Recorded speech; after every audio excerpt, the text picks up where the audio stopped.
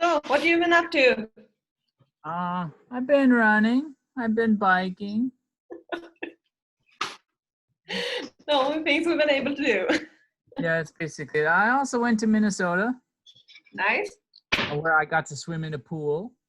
Oh, And I went to a weight room. I went to a gym and exercised. okay.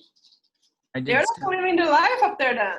Or Yeah, I did strength training, just even though I don't even like strength training, just because I could do it. That was all. So that was cool. It was pretty cool. Nice. Nice. So, are you running with masks? Yeah. In fact, I'm even I put a slide in today on that. Yeah, I did 16 miles today in a mask. And you wore it like the whole time? Well, this wasn't the right mask. It's like the next to right mask. So I wore the next to right mask for the first 10 miles ish, and then I wore a buff the second 10. And honestly, the air quality varied along the route. So it was at times it was okay, and times it wasn't. So it's kind of a. I think the masks there like ruin the whole like motivation thing. I hate it. Yeah, I know, but well, I mean, I started running with them in China because there was just no choice. So, and then you do it because otherwise you just sit in the hotel room, whatever. So this is like that. Let's see, where's my PowerPoint? I gotta bring it up on this machine.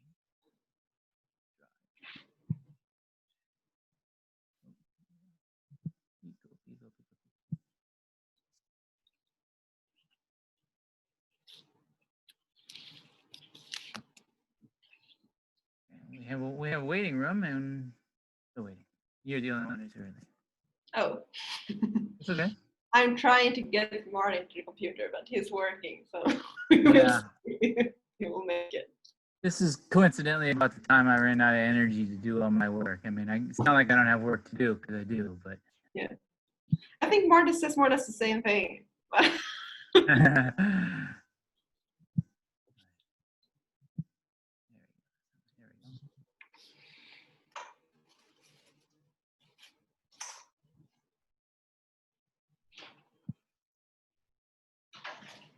Perfect.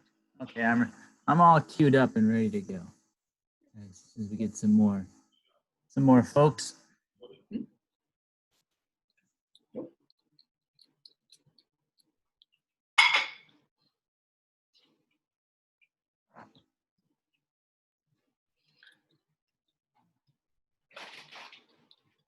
So how's life except for exercising?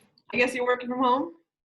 Yeah, I'm working from home. I'm doing like 3 jobs. It's really busy. really, really busy. Yeah. Oh, there we go. There we go. We got Andre. There we go. Andre has you got a real cool background photo there. Well done. Thank you. I'm the only one who uses the virtual background, which is honestly the best feature of Zoom, so you don't have to clean up your basement or whatever the hell you actually take the call. I can't use it because my computer is too old. Oh, there we go. I need like a green screen or something. Yeah. I often have to turn. Oh, there goes Margarita's waiting. Let's admit her. There we go. There we go. Yeah. Often I end up having to shut down my camera because my uplink here is not good enough, and so they're like, "You're breaking up." I'm like, "Okay, then you can't lip read now." Hi, Margarita. Welcome. Thank you. Hi, guys. Hey. Is that the Zoom blouse I heard so much about on the internet? What is that? I haven't heard about that. People say that they have, their Zoom gear that they put on just for that. Otherwise, they're just in their pajamas all the time, or whatever. I don't, but I don't even bother. But I'm wearing my hat. Not showing It is a Zoom blouse. I do not have the Zoom blouse. Okay, gotcha. Although I did get in trouble. I didn't get in trouble once. Somebody said something when I took it. I just got back from running and it was hot out, so I took it without a shirt on. A work meeting? Yeah.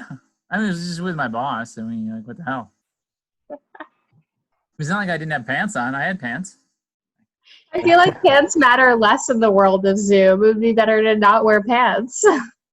That's true. In case there's any kind of camera angle thing, I want there to be pants involved. I think that's just a good plan.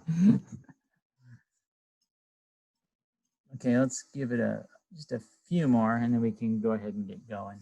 Because now we had, see, I forget how many I had, but I think I had at least a couple more.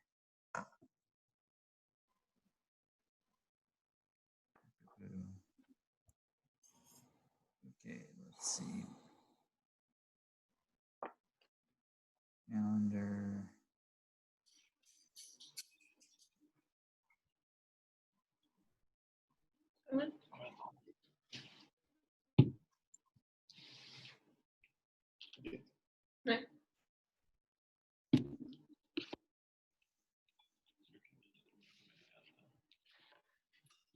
How was the croissants this morning? Was that good? There were no croissants actually at that bakery. There are like breakfast sandwiches. Oh yeah, that was Devil's Teeth. Devil's Yeah. Teeth, yeah, breakfast sandos. Yeah. I've been there and it's good. Although, honestly, I know it's San Francisco, but I come away and I've just spent $15 on a coffee and something for breakfast. I'm like, hey, that seemed like a lot. And if you're buying somebody else's, then all of a sudden you spend like $230, like crazy. Okay, well, hopefully, so we got Angela and Mark who have not come, or Ekaterina, but I will remind her and then we'll just get going.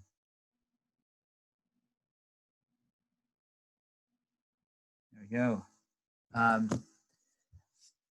There we go. Let's see if that is going to work. Yeah, we have Martin as well. He's eating, so Oh, there we go. he would like to be out of the picture. I'll get the. Okay. Oh, there we go. She just forgot. Okay, there we go. I'll give her the Zoom because that's easy. I like that. Better than when you tell people. There we go. Probably come shortly. Okay. I'm going to. First we should just introduce each other because I know all of you, but you don't all know each other. So Josephine, why don't you introduce yourselves, you two, Andre and Margarita? How about that? Yeah, so I'm Josephine. I moved here from Sweden 1 year ago.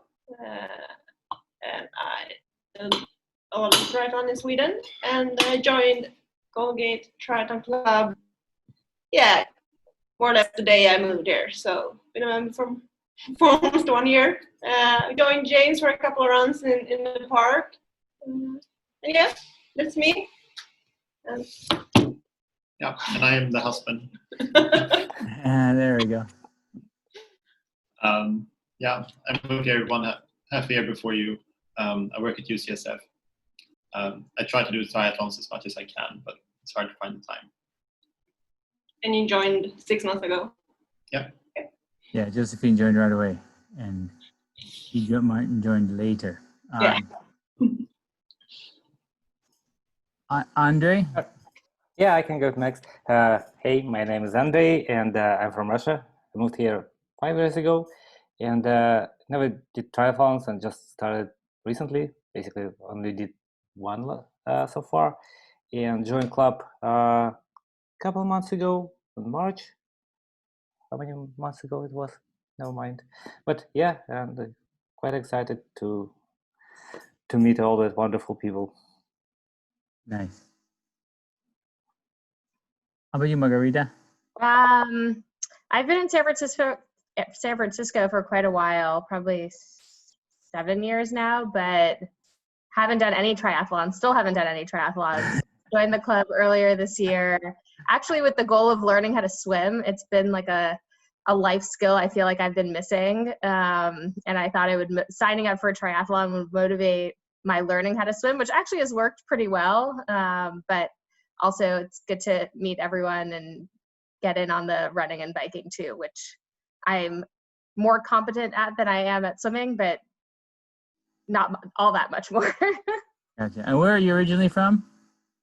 Well, I was born in Belarus, so also not American, I guess, but I've been in the U.S. since I was 4. So I grew up in New York. Oh, New York. Okay. So, and Ekaterina, do you want to introduce yourself? Sorry, guys. I'm struggling here. I just joined from my phone. I can figure out how to make it nice video. I keep turning it on and off, and my background is like a mess in every single corner. So apologies about that. So I also have Eastern European accent, and I am from Russia, and I moved to the US 14 years ago now, and I lived in Southern California for most of it. And then I moved to San Francisco in the beginning of last year, and I joined the club to kind of find buddies to train for Ironman St. George and Ironman Santa Rosa that I was going to do this year. I've done many other races, but just I know like for longer training rides and runs, it's great to have some company. So, and then COVID hit, so I didn't really get to meet many people, you know, over Zoom, over text, over Strava, but I haven't really worked out with many of you, but hopefully there's still an opportunity this year. Well, I've just also admitted Angela and Sarah, who before they joined, everybody is from someplace that is really cold. Andrei and Ekaterina are both from Siberia. And Sweden is, it's not that cold. I'm from Minnesota. And Belarus, it's warm, I guess. Tropical almost, really. And Sarah, aren't you from Chicago or someplace like that?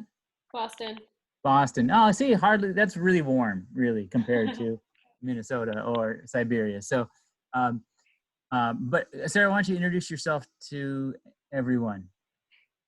Oh, sure. Yeah, sorry, I'm late. My run took longer than I thought. I am Sarah. I've been in the club for like probably about 2 years. I'm from Boston originally, and come from like mostly a running background. I ran through college, and so I'm newish to triathlon.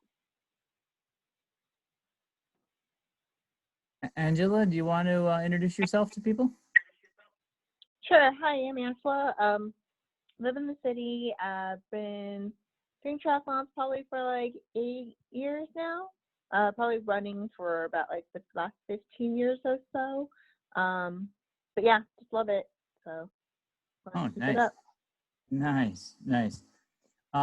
So you know, I got a presentation and about what the Marathon for Triathletes program is in detail, and all kinds of secret tricks that will make you be really fast and not get injured and enjoy everything. So, but kind of the overview of why I've been running for, I guess, 37 years, and when I started I started cycling very seriously maybe 4 years ago. I started doing a lot of double century bike rides, and which was fine. And I could even kind of run also, but I had the idea that I wanted to do an Ironman, and I thought that would be cool.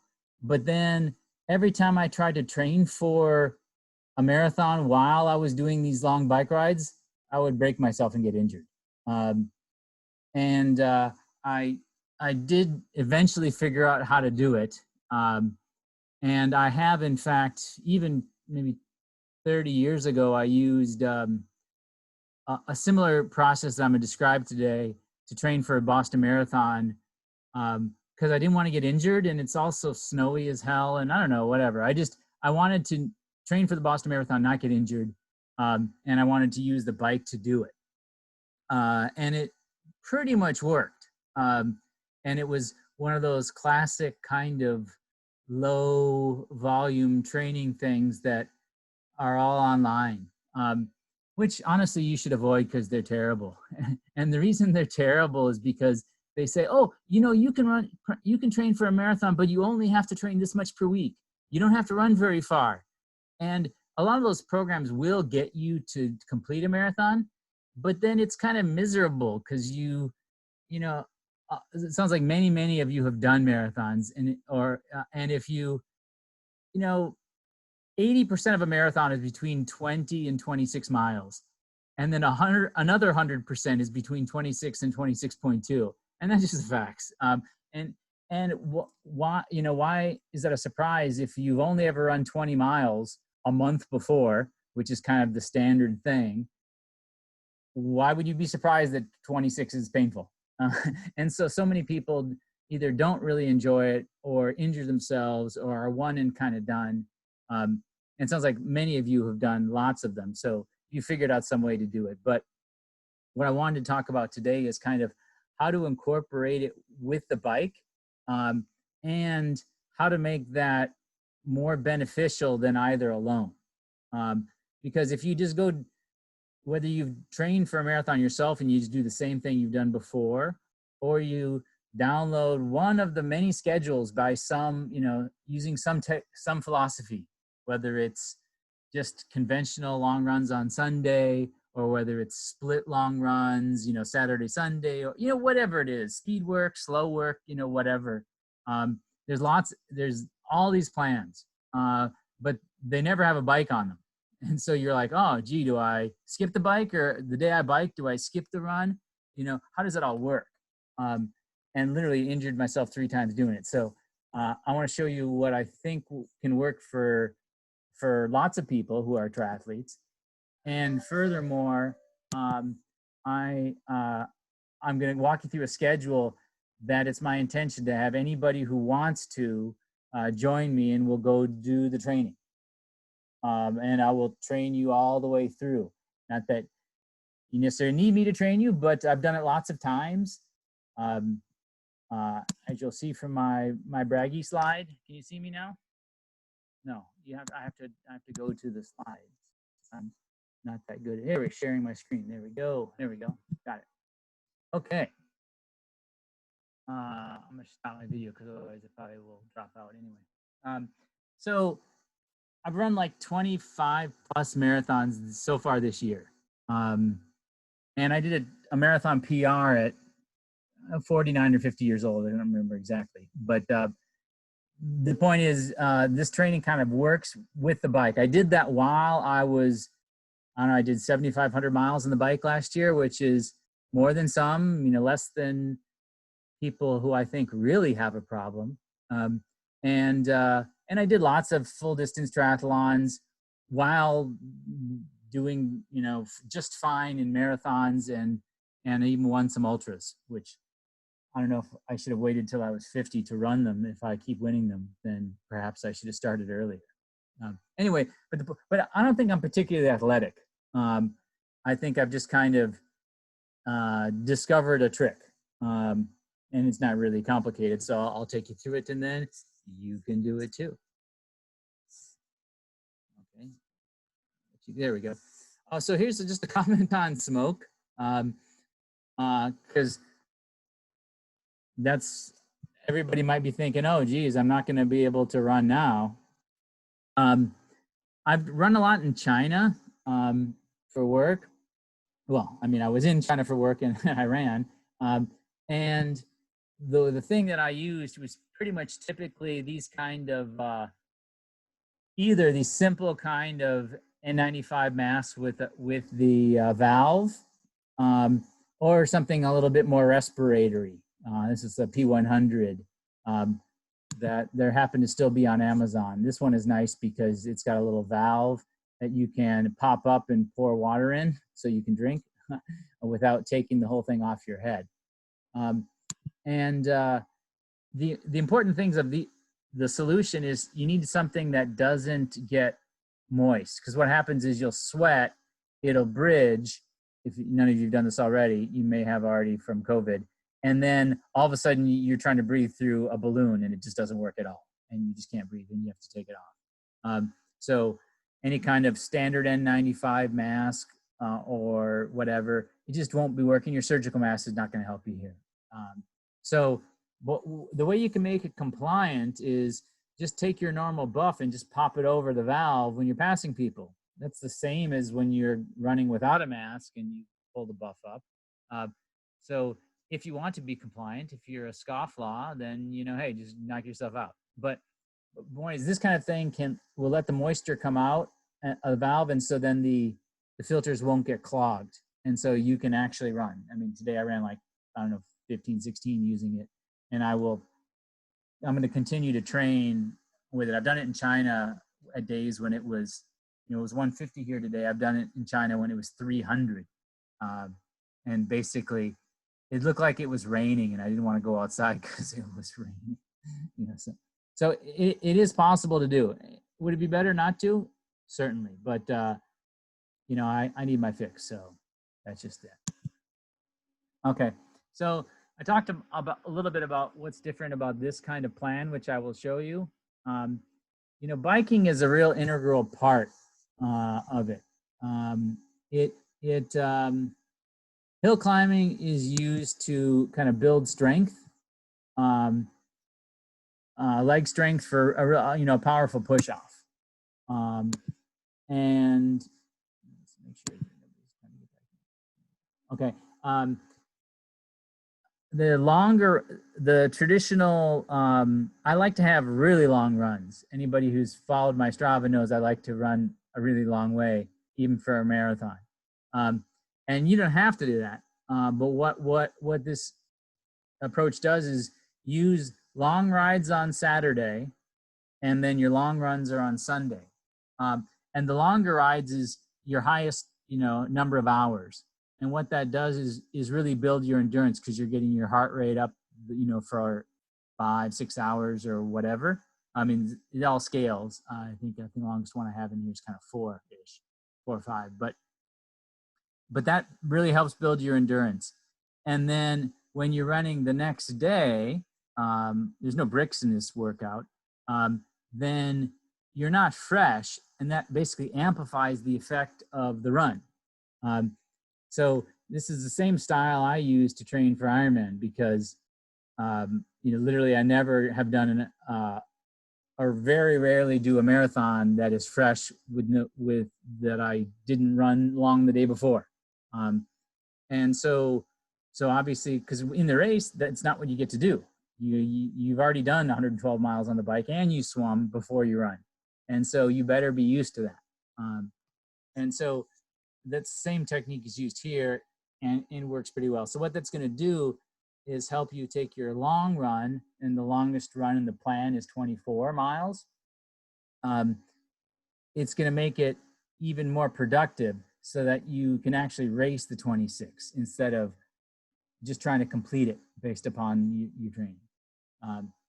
So we already talked about, you know, under training and the emphasis on fueling. I've talked to some of you already about fueling. I can't stop talking about it seemingly, but that's another focus. That during training runs, you know, you fuel every hour, and that is practice for the actual event and in a marathon too.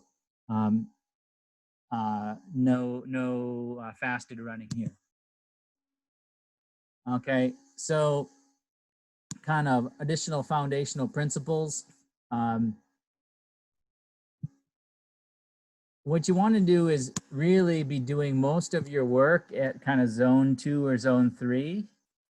Eventually, all this kind of training will be based and will be zone 1. But you have to build up to that. You don't start at zone 1 and then you just keep going really slow so it stays zone 1 forever. That's not how it works. You have to go run off at zone 2 or zone 3, and then you will get fitter and your resting heart rate will drop, and then it'll be zone 1. But basically, I never really go fast, and I don't recommend you do, except for, you know, once a week. You know, some speed workout once a week is fun, breaks it up, and that is the time which improves your VO2 max. Other times is just distance time on legs, just getting out there, having base miles. That is the most important part. And I continue to see people doing this, making this mistake all the time, which is like I was running today with Louise, who's a very fast runner. And he was like, I offered him some Cliff Bar, and he's like, oh, no, I've been eating a lot of desserts in my in-laws' house, I got to lose some weight. But the time you do that is not on the run. You fuel yourself for your run so you can perform. And also that has the advantage that you don't eat the house when you get back. Otherwise, if you're just ravenous, at least for me, I go in and I eat everything that's not nailed down or moving slowly. And then I don't lose any weight. If weight loss is part of your goals. I'm not going to project my body dysmorphia on anybody else. But if your goal is to lose a little bit of weight, which does speed you up a lot, then don't skip. The place to save that is not on fueling during exercise. So the basic structure to plan: weekly long runs, weekly long rides. No secret, I like to do loops in the park. It's got soft, flat trails. I can sit there and do 15 miles every day and it doesn't break my knees. Why? Because I'm running on gravel in squishy shoes. It's can't be beat. There's water, there's bathrooms. What more could you want? People who live in the marina, or Andre lives over in China Basin, you might like it to be closer to you. Well, I can't help you with that, but it works really well. The rides, that's like building a lot of total exercise time, and it's not as much of a strain on the legs too. It is if you go out and jam every day, but if you don't, if you're just tootling along and having a day out, then that's a lot of accelerated heart rate time without really pushing the legs, which is nice because it helps build that that cardio and that long-term endurance, the zone 2 time, but can't be the only answer. And that's one of the reasons you need speed work and to some degree strength, because otherwise your connective tissues won't be ready for the marathon. I've certainly, maybe some of you have trained only on a bike and then you go and run a marathon or something like that. And you might have great cardio, but then your legs feel like they're going to tear off at the end. Why? Because they're just not used to that kind of strain. Unless you're standing and sprinting literally all the time and always doing hills, you're just not putting the force in. So your legs just aren't used to it. And in general, I recommend people substitute daily runs for the trainer. And I know triathletes love the trainer, very popular, because it's so concentrating. And there are many plans out there that are, hey, just do an hour and a half daily on the trainer, and that's kind of it. And there's even an Angela from Southeast Asia who rode across America and pretty much just did trainer rides to prep, an hour and a half, 2 hours a day. So it's, but I prefer to do daily runs. Daily runs, I think, are the best. If you've ever cycled in a race against people, friends of yours who bike daily, you'll know that even if you're biking similar distances, they seem to be a whole lot stronger, because they naturally will fit in little hills, little accelerations, just because they're fresh every day on the bike that you won't. And daily running for me is just the same way. Here is some strain. Here's my model. This is when I was in Minnesota, happened to have a gym available to me. And if you have a gym or you want to do any kind of strength issues, I have some things that I can take you through, but basically focused on building leg strength for the run and kind of 5-minute power for the bike. And it helps avoiding IT band issues. Probably everybody has gotten the message about IT bands, but I'll reiterate them. It's really easy when you're doing both biking and running to injure them. I've done it 3 times, so I'm an expert. And partially it's because of position. Partially it's due to lack of firing the glutes, which is unfortunately the carpal tunnel of this decade. Everybody seems to have it. It's what the answer for everything. But there are exercises and strength exercises you can do. I like to do this hip machine over in the corner of this picture. And glute bridges are really good for this too, to help. Now, stretching doesn't help at all. I'm completely anti-stretching. You all can all stretch. I'm not going to stop you from stretching or try to convince you, but I've never actually seen any studies that say that stretching helps, even though everybody recommends it all the time. I know my toes are there. What do I got to touch them for? That's silly. So here's the actual plan. There's Seven Sisters, which I always like. So you can do all the workouts or none of them. Heck, it doesn't bother me any. The idea was that, to get a group together that would go and do a training and culminate in the SF Marathon, which is, they didn't announce yet is not going to happen, but of course it's certainly not going to happen. It's going to be virtual. But to do it at the time. And what the hell if somehow everything gets better in a way that I don't expect. Being a Minnesotan, I always think everything is going to be terrible. Then hey, we'll do it then. But the idea is that we would train as a group and then go run the marathon together. And if that's in Golden Gate Park and all the refreshments are out of the trunk of a car, hey, great. If not, that will be fun too. And I think Andre expressed a desire to do it on the official course instead of just doing it in Golden Gate Park, which is perfectly fine. It's more concrete, but it's a perfectly fine course. So we'll probably use Strava to kind of announce the workouts and in and out, or a text chat. I have the actual plan on an Excel spreadsheet, but I think it's probably helpful to know on a given day who's in or who's out, and be able to make that really easy so that you don't wait around for somebody who can't make it for whatever reason. Okay. So let me pull up the actual plan. There it is. Plan. Okay. So this is what it kind of looks like. This is a spreadsheet which I'll share with everybody. Days of the week, location of the workouts, whether it's on your own or whether I'm going to lead it. And right now the plan is basically I'll lead all of them, unless something, funny happens. And the blue is the bike rides. The Saturday rides, I wasn't actually planning on leading. I was going to go continue to do my 200 milers, but given the smoke situation, I might not actually do that. Because I might decide that, it's okay to do a few hours of riding, but maybe not 12. So who knows? Any case, but the basic plan is really short, really straightforward here. Cornerstone of the plan is the long runs. What's different, as I mentioned before, is brings you up to 24 miles instead of the usual kind of 20.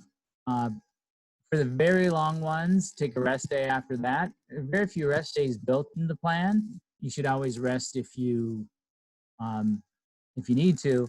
But what I generally find is that swapping activities, there's a few days of biking. You bike on running. You run on Sunday, you run on Monday, run to strength on Tuesday, then Wednesday, you'll ride in the morning. It's the only double day, and then run in the afternoon.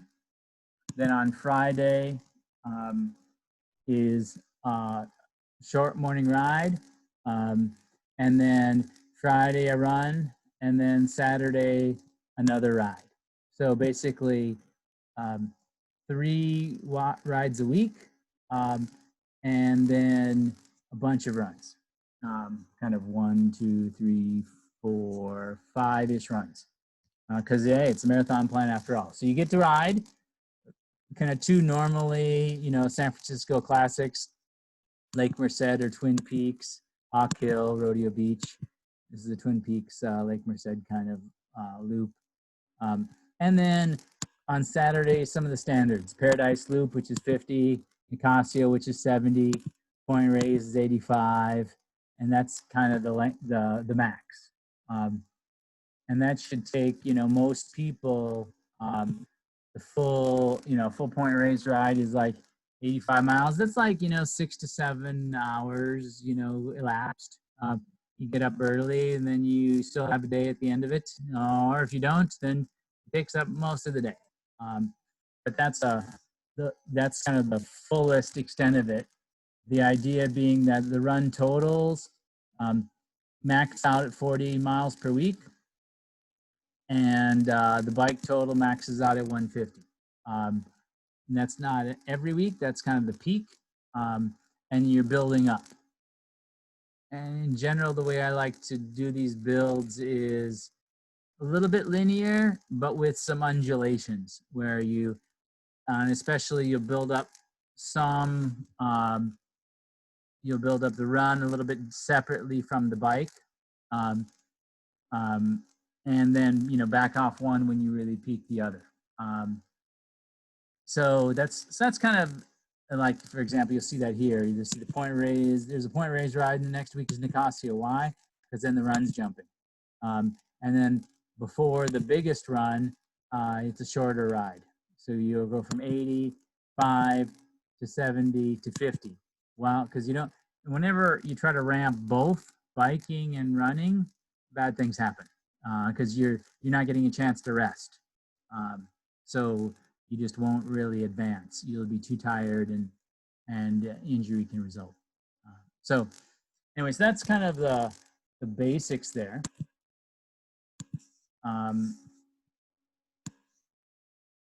So I'll do some tips and tricks here, and then I still got some more slides, but then we can start to have questions interacting, because I've just been yammering for far too long.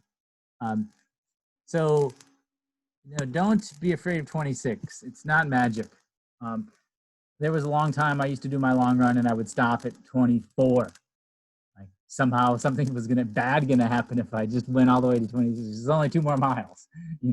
Nothing happens. You get to 27, Andre and I did that another week, and it didn't turn into a magic carpet. Nothing happened. There aren't, I don't know, trumpets every time you hit 26.2. And if you think about, our running journeys, there was a time when 5 miles, whether it was when you were young or when you got off injury, that was like so far. And there was a time when 10 miles was unbelievable, wiped out all day. Oh my God, that was it. Sore for a week. And then, but then it's not. Once you do that distance and you've trained up for that kind of distance, then you just keep going, and then it's not an issue.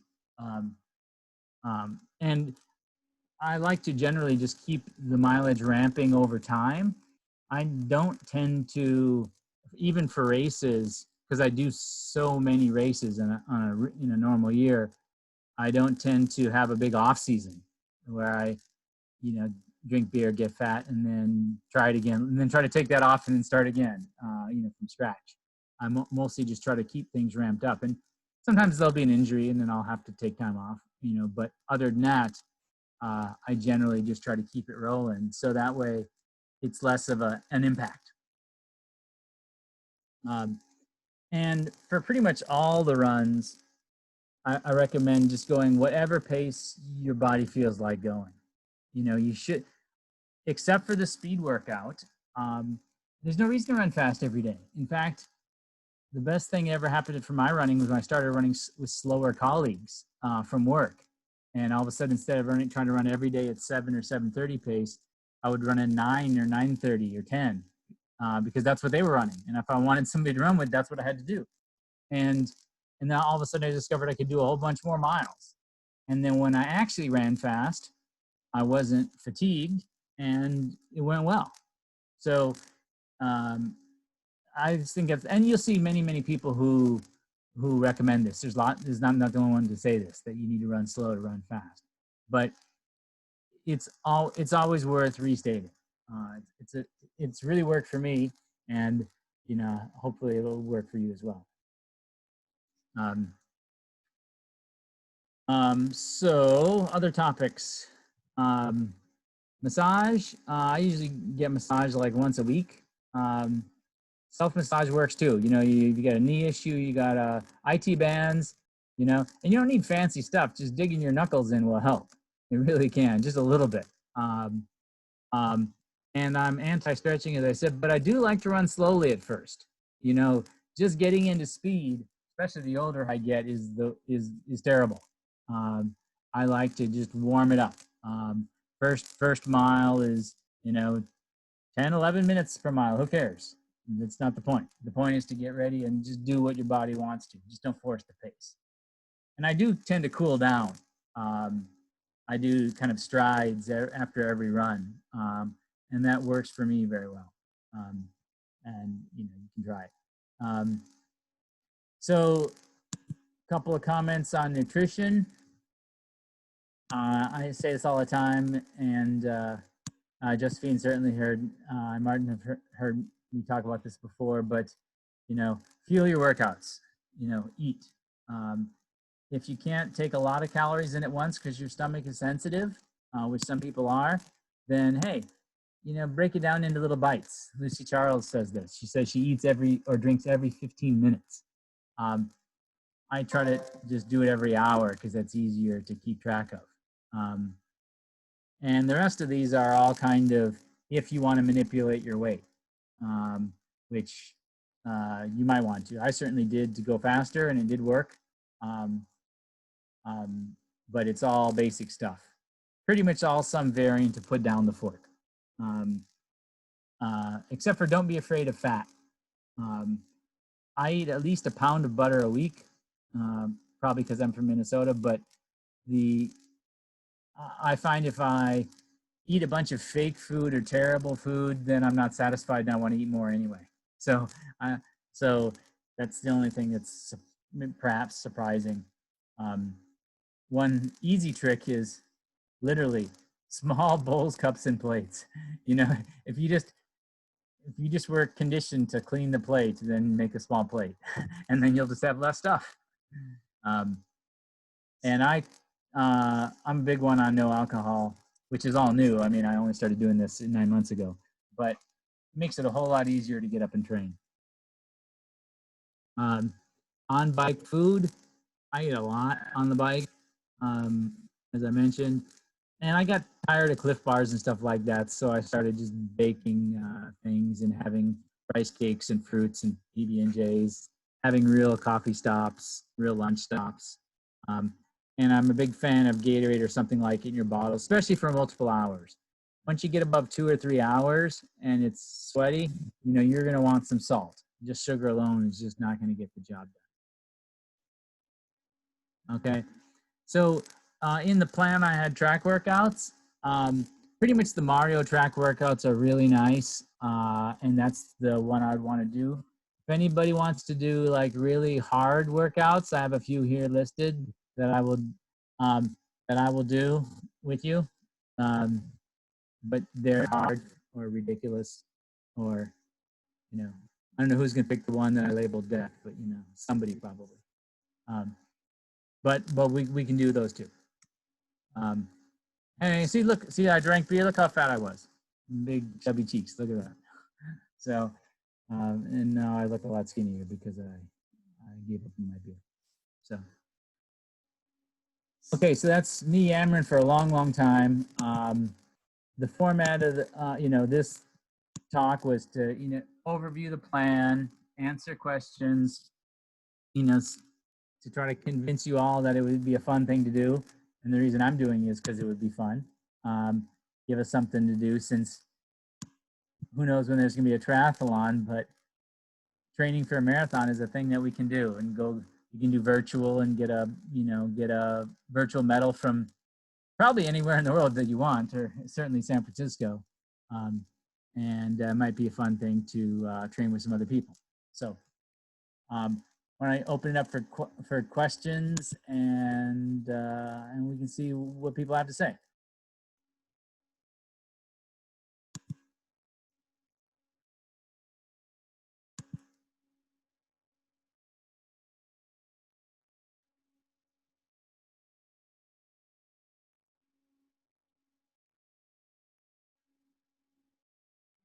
I'll ask a question. So on the bike, I feel like I often, particularly when I'm Zwifting, do Zwift workouts, interval workouts on the bike. What's your view on bike interval workouts? Is it you'd rather just use the bike and each bike be easy, or is there room for more fun interval workouts on the bike?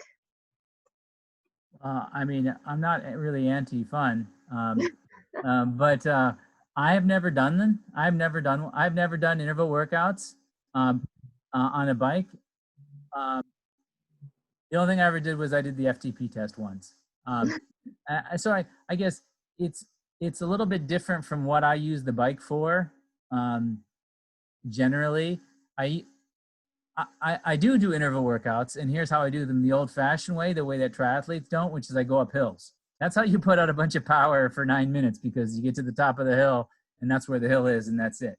And so going for a PR whenever you get to Hawk Hill, that's 8 minutes of pain, and putting out 300-400 watts. So the answer is, yeah, I do them all the time. I just I do them in a bikey sense, like a cyclist, instead of like a triathlete who does. Because somehow to me, and this is a personal defect, training on the trainer with some kind of setting for watts and intervals and big ring, it just seems like work. Whereas on the track, that's exact same activity seems like fun, because it's like, oh, I get to go fast. It's somehow for me the track seems fun, and the bike intervals don't seem fun.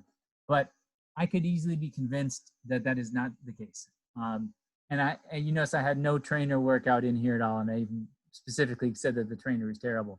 But obviously, if it's super smoky, theoretically, then maybe the trainer with intervals is exactly the right thing to do, because nobody wants to go out onto Hawk Hill because it's all smoky.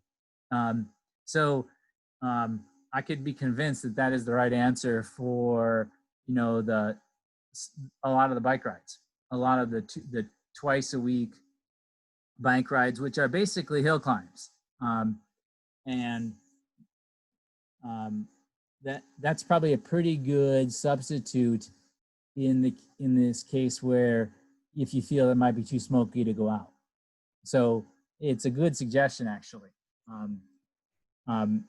And generally speaking, I use my Saturday rides as a long time on exercising, and I just feel like that's hard to do on a trainer, even though many of you have done even the Zwift Century, which seems insane to me.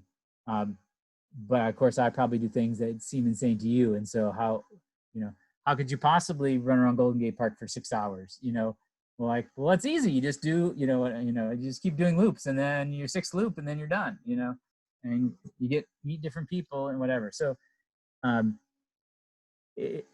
think it's probably a great suggestion to replace some of the bike when it's too smoky. Yeah, so that's the best way to say it. Is I never do intervals on the bike, but the reason why is because I do cyclist stuff, which is hills. And triathletes don't actually do hills, which is why they do really poorly at races with hills. But to be fair, a lot of you all have tri bikes with a 24 tooth cog on the back, and like, well, no wonder you don't like hills. Like, it's gonna suck on a 24. So good suggestion.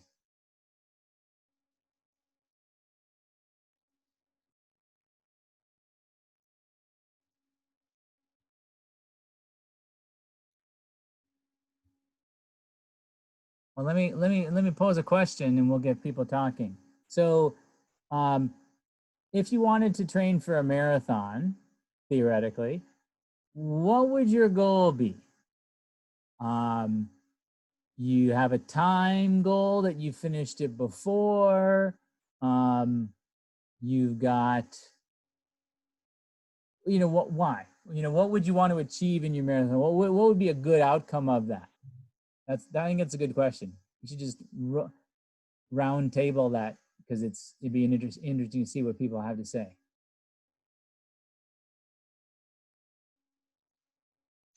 It's Ekaterina. I'm going to jump in. I think for me, this would be an opportunity to try a new training program, because I am one of those people who has like 8-week training program that I've been doing for years, and I love it, and I'm stuck to it for like all my previous marathons. But this year, like, there's no time pressure.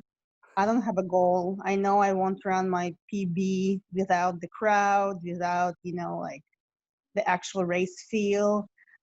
But, maybe I will if I try something new. So I've never done a lot of volume, like at zone 2. I know some people just do like super low heart rate, super high volume training, and then they go like a kill marathon. So like I would want to try something.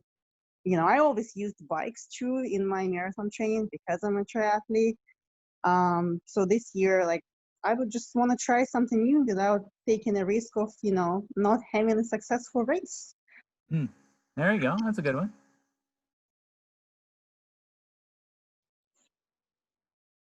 Okay, I can go. I've never done a marathon before, so I did just sign up for JD's Ollie program, so I don't know what my plan is, but I was just thinking maybe now's the time to do it.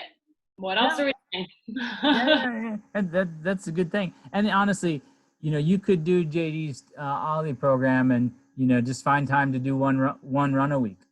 Yeah, exactly. So yeah, I'm kind of thinking about it and possibly dragging James into it too. So Yeah. We'll see.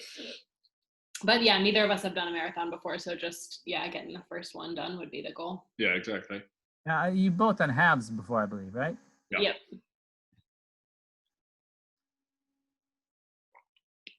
How about you, Josephine, Martin? How about you guys? Yeah, for me, it's more like I'm a former swimmer and I love my bike, but I really hate running. I'm sorry, James, but I really hate it. And I always had like excuses like, no, I need to focus on like a crowd race, or no, I would love to like go on a bike ride with the cycling club like in Sweden and so on instead of running. So now I think this is a good time to like actually focus on running and try to like find a way to enjoy it in some way. And back to marathon race isn't like the main focus. The main focus is just finding a way to think like running is fun in some way. Yeah, that's really cool. I mean, I had taken a break on marathon training. I didn't run a marathon between 1996 and 2000 and I think 17. So 20 years ish that I didn't do any marathons because I thought I would get injured somehow if I ran very far. And then I just kind of fell into it. And then when I decided to go do one, I had no time goal. My goal was to enjoy myself, which literally a friend of mine once quipped that my stretch goal was to enjoy myself. It was all my goals were always, had to be faster than before and better than before. And somehow everything was up and to the right forever. And what do you know, once I decided my only goal was to enjoy myself, I ended up running the whole race next to actually a girl from Sweden, surprisingly, who ended up like the 7th woman. And we had a great time just running. And then I ended up only 5 minutes off my PR or 10 minutes off my PR or something like that, which was terrible because then I immediately went into type A mode and like, well, if I go train for it, then I can easily go. And then I had to stop myself and like, oh, no, the point was to have fun.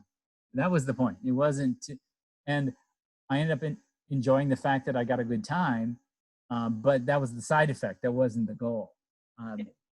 And I've tried to do that in my other races too.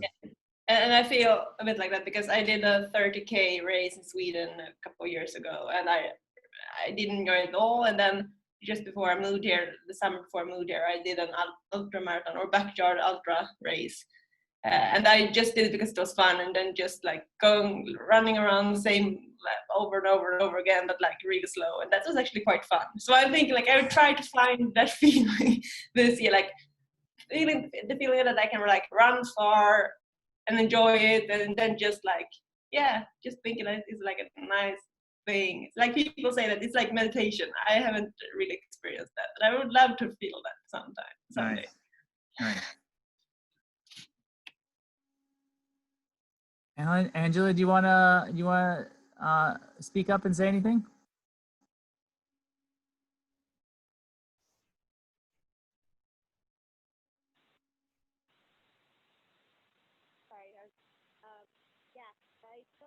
Oh, you're really quiet for all of a sudden for some reason.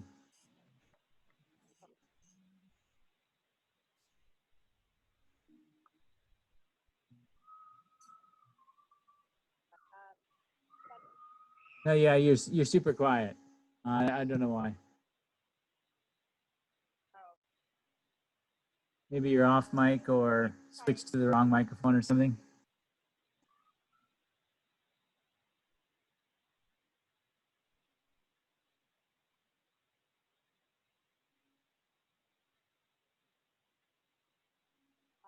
It's okay. I can skip then if you guys can't hear me. Okay, gotcha. Well,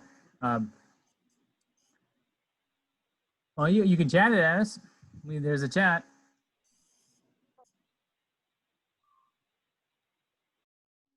Well, while she's chatting, maybe. Andre, what do you think?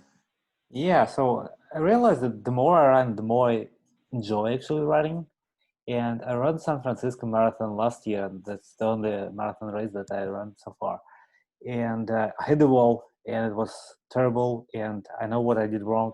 And basically exactly what you said, all that 20 miles run before during the training, and nutrition problems, so all that. And now I know all the mistakes, I know how to avoid them. And yeah, I just want to enjoy the run. And basically, I don't want to, like, apparently, I don't want to stop at 26 mile. I want to run something longer this year, maybe like 30 miles or 50 miles next year, something like that. Because that meditation that Josephine mentioned, I definitely feel that's runner's high. That's just amazing. Yeah, I love that. That definitely very cool. There's a lot of good ones. I mean, the of all the things that might get run at the end of the year, ultras, which are a smaller number of people, might actually be one of them. I mean, I think that's when racing does come back in some sort, it's likely to be things that are smaller than things that are bigger. I mean, it's hard to believe that you'll be able to have some mass start race with 30,000 people, you know, in the conceivable future. Yeah. But it's easy to think of something that's 50 people and you don't all start at the same time. Like, well, that's, you know, that's, you could believe that. So certainly. And well, heck, any given Sunday.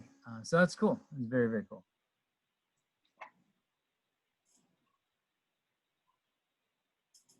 Okay, well, so my original plan was to start this on this Sunday, because that is 12 weeks before the SF, you know, ultra marathon, or sorry, marathon start, the virtual November 15th. And we didn't really get set up on the website just yet. All I did was post the Zoom. But basically, the idea would be just to start on Sunday and, you know, start running and start with the plan. The club does generally charge for their training plans as a way to mostly to pay the coaches, but I'm not a coach. I'm just this guy, you know. So there's no fee. There's Kimmy wanted me to make sure to say that a donation would be great to the club, and then maybe there can be more things like this. but basically, if you want in, then you just let me know, and I'll just share the training plan with you, and then you can start. I'll put you on I'm gonna create a Strava club because that would seem to be the easiest. Because you can set up a workout. The workout tomorrow is this, and I'm in or out. And it'll be just the things that are on the spreadsheet, but then you can just say, hey, I'm in or out. I mean, you don't have to say you're out. You can just say you're in, or if you change your mind, whatever. And that way we know who's coming. And then just go to the workouts basically, and start training. The first Saturday long run, I believe, is 8 miles, which if that's a stretch for you, then we'll ramp you up a little slower. But I think for most people that should be reasonable, even if it's bigger some than others. And it's certainly slow. We generally on our Sunday loops, those of you who've gone on them, which is a lot of you, we go as slow as we need to, and it generally ends up being around 9:30 pace. Though I've run, we split into pace groups before. If somebody faster is there and wants to go faster, but typically it's pretty slow, and then we just run until we do our distance. I typically will go further, and then, but that's just for my training. But if you got 8 on your list and you come and do 8, then hey, that's great. You do 1 lap and then get on with your day, or more. There's been many people who've come for 11 and done 17. So because you just get to chat and then all of a sudden you're done. It tends to be a social kind of group ride experience, which is maybe a little bit different than a lot of you have trained for groups in the past. James, a question regarding distance. If the plan says 8 miles for Sunday, and then if you just feel like doing 1 more lap because it's so nice and everyone's so friendly and so on and so on and so on, is that a bad thing for the plan? No, it's not. I mean, I generally am a big fan of doing what your body says. Try not to go too much during the week. For example, because people come into this with different levels, and so I was just trying to put together a schedule that I thought would work for a lot of levels, and a lot of hours, miles per week. But hey, in general, what I would recommend then is if you did that, then take the next day, which I think is like 3 or 4. Take that day off, for example. Just do what your body says. We all know it's pretty easy to get excited and do too much and get injured. Easiest thing in the world. It's just like my daughter just learned that it's easy to start off the race real quick. She was supposed to do a 2-mile race, and her goal was 14 minutes or below 14, and she did the first lap at 5:45 pace. And they're like, it might have been a little fast. And then the parachute comes on. And you just sometimes you just gotta learn those problems. You learn those lessons yourself. But the answer is the answer is fine. But I would try not to do too much total mileage, because if you're at a reasonable level of fitness presently, then as long as you're not jumping total mileage per week, you'll probably be in good shape. But it's really all about listening.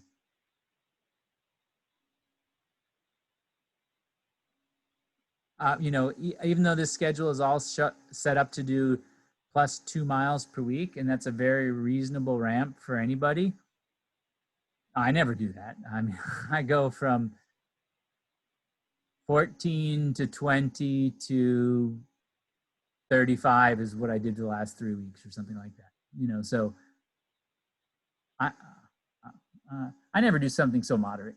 But is it a good idea? Yes, it is. But if you feel really good, then especially as long as you're not pushing the pace. That's the other thing, is if you want to go faster, then that maybe that 8 miles is okay. So you just have to exercise some caution. That's all. And just try to keep that weekly mileage total not from getting out of control too quickly, because that tends to be where the problems come up for me at least.